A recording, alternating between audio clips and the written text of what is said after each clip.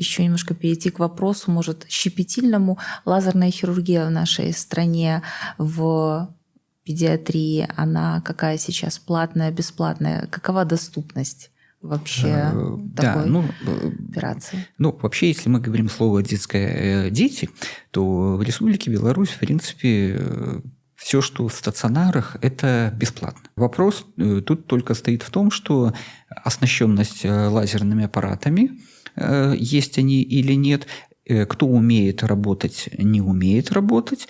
И третий вопрос, могут выполняться определенные лазерные манипуляции, это уже в частных центрах. То есть, потому что оснастить больницу всегда сложно определенными моментами, но для пациента он может выбрать себе оптимальный вариант. Но если в госучреждении, в госучреждении частично есть лазеры, но опять же, каждое учреждение может иметь разный лазер, это раз.